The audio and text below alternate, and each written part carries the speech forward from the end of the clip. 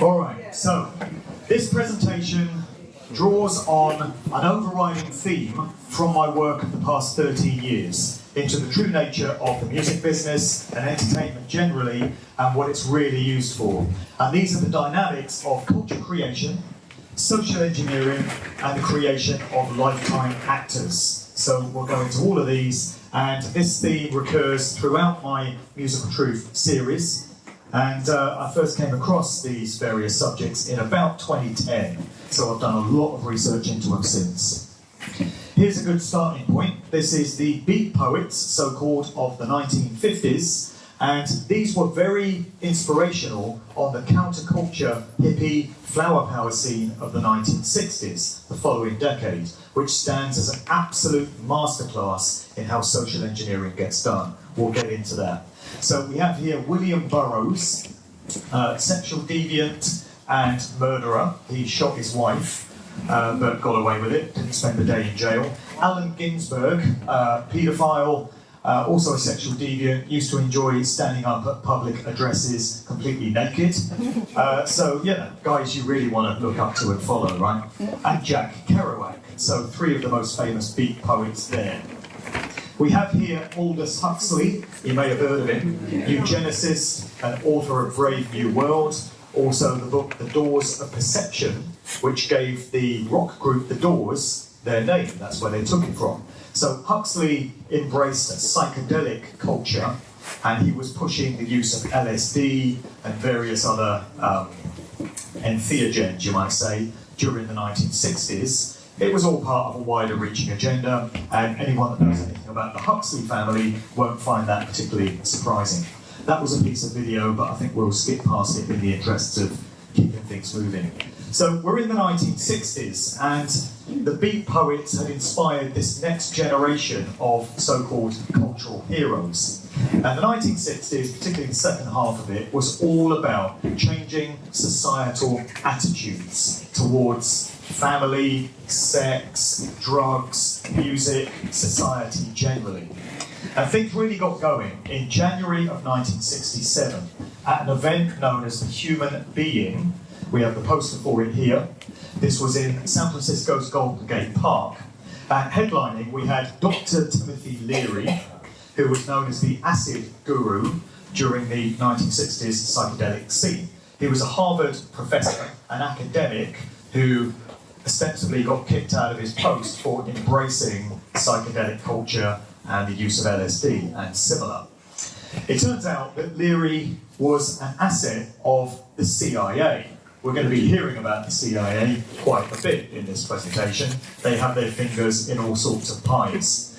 And it's fair to say that the entire 60s counterculture scene occurred very largely at the hands of the Central Intelligence Agency, who are supposed to be there to keep people safe from harm and to put down threats to their safety and that of their families. But in this satanically inverted society in which we live, the opposite is actually true.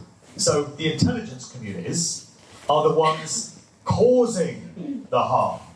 And that applies just as much to MI5 and MI6 as it does the CIA, the FBI, or any of the others. So also at the Human Being, we had Richard Elpert, who became known as Ram Dass. He embraced Eastern mysticism, like Leary, and that was very much a part of this whole psychedelic scene. So he created this alter ego for himself. But guess what? Richard Elpert was also on the payroll of the CIA. So what appeared to be a genuine and sincere statement on the part of these two academics actually was part of a wider social engineering agenda designed to change societal attitudes. Also on the bill we had Dick Gregory, who was a black comedian and political activist. He's famous for being one of the two guys who first introduced the Zapruder film of the Kennedy assassination to the American public on TV in 1975. Nobody had seen that Zapruder film until 1975. Dick Gregory presented it, along with a guy called Bob Grodin. Then we have Allen Ginsberg, the aforementioned beat poet, and Jerry Rubin, who was also a political activist and later became an ally of John Lennon alongside Abbie Hoffman. So quite a few familiar names there. Music from Santana and the Steve Miller Band. And this event pre-announced the so-called Summer of Love, which occurred from June 1967. And that's when the flower power hippie scene got into full swing. Various other characters involved in that whole scenario. There was Ken Kesey and his Merry Pranksters, so-called.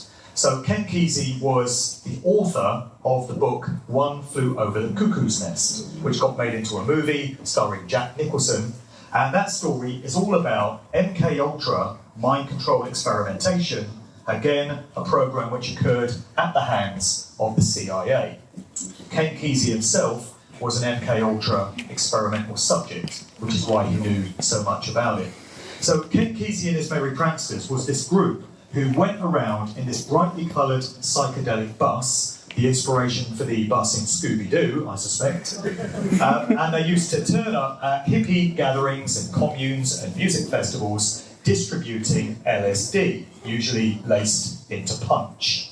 And the idea was to dose all the young music fans, all the kids in attendance, and observe the results. It was very much a social experiment where the results were very closely monitored and surveilled. All a construct, it seemed very real to those who were a part of it. This was the generation known as the boomers, the so-called baby boomers. So it's the generation born at the tail end of the Second World War, in the years immediately afterwards, and they were all coming of age in the mid to late 1960s, meaning that they were rife for manipulation. They were young, they were easily impressionable, they were looking for a scene that they could call their own. And what this was all about was pitting that generation's value system against that of their parents' generation. So divide and conquer by any other name. The social engineers of this world love it when one generation is arguing and bickering and disagreeing with the older generation. Each generation thinks they know best, they think they have the answers, and there is where the infighting begins. This has been done endlessly through the generations. We'll look at another great example of it shortly. So turn on, tune in, drop out was the mantra of the times in the 60s. It was adopted by Timothy Leary. It's a phrase that was gifted to him by Marshall McLuhan, who was an academic and sort of philosopher, writer, and also an advertising executive.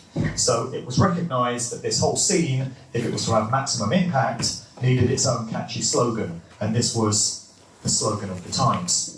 The ripples from the 1960s, I would argue, are still being felt today in terms of attitudes to sex, to drugs, to what's permissible in movies, to family attitudes. A big part of the whole scene was sowing division within the family unit, destroying the cohesion and the unity of the traditional family unit.